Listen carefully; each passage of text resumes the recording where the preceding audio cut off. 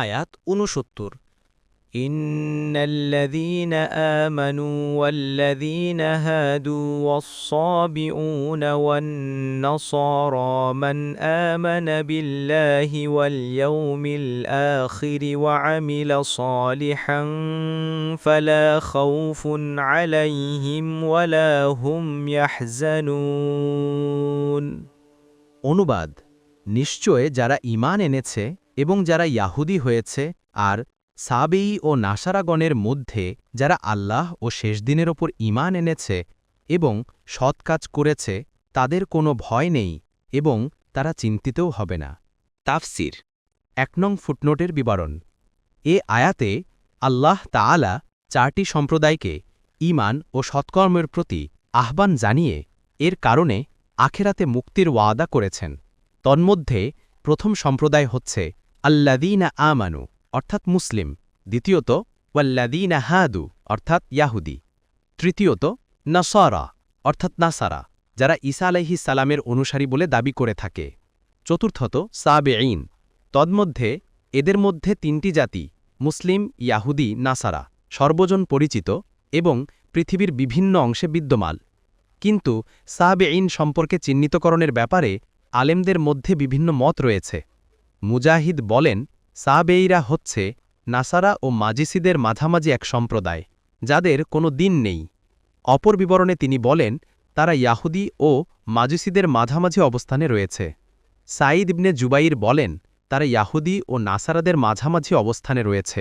হাসান বসরি ও হাকাম বলেন, তারা মাজুসীদের মতোই। কাতাদাহ বলেন, তারা ফেরেশতাদের পূজা করে থাকে এবং আমাদের কিবলা ব্যতীত অন্যদিকে সালাত আদায় করে থাকে এবং তারা জাবর পাঠ করে থাকে। ওয়াহাব ইবনে মুনাব্বেহ বলেন, তারা একমাত্র আল্লাহকেই জানে, তাদের কোনো শরিয়াত নেই, তবে তারা কুফরি করে না।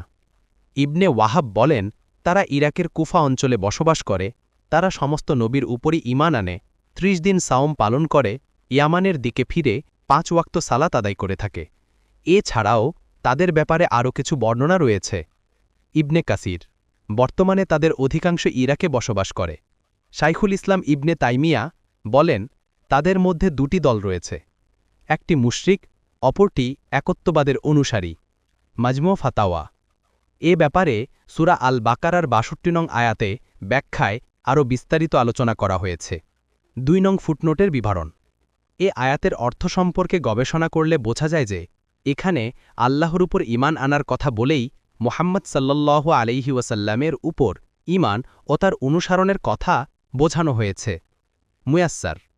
কোনো মুফাসসির বলেন, এখানে এটা বোঝানোই উদ্দেশ্য যে মুক্তির একটিই পথ, আর সেটি হচ্ছে আল্লাহর উপর ঈমান, আখেরাতের উপর নিশ্চিত বিশ্বাস, এবং তিনি যখন যা নাজিল করেছেন তখন তা অনুসরণ করে চললে তাদের আর কোনো ভয় বা চিন্তা থাকবে না। সর্বকালের জন্যই এটা মুক্তির পথ। সুতরাং মুহাম্মদ সাল্লাল্লাহু আলাইহি ওয়াসাল্লামের আগমনের পরও আল্লাহর উপর ঈমান, আখেরাতের উপর নিশ্চিত বিশ্বাস এবং তিনি মুহাম্মদ সাল্লাল্লাহু আলাইহি ওয়াসাল্লামের উপর যা নাজিল করেছেন সেটার উপর আমল করলে সবাই মুক্তি পাবে। সাদি। কোনো মুফাসসির বলেন, এখানে সৎকর্ম বলতে রাসূলুল্লাহ সাল্লাল্লাহু আলাইহি ওয়াসাল্লামের উপর পরিপূর্ণ ঈমান ও তার অনুসরণ বুঝানো হয়েছে।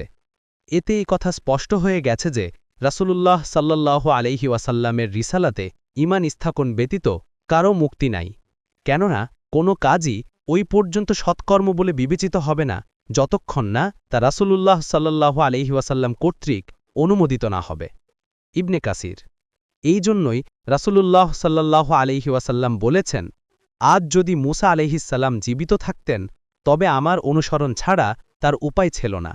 মুসনাদে আহমদ ৩/৩৩৮ নম্বর পৃষ্ঠা।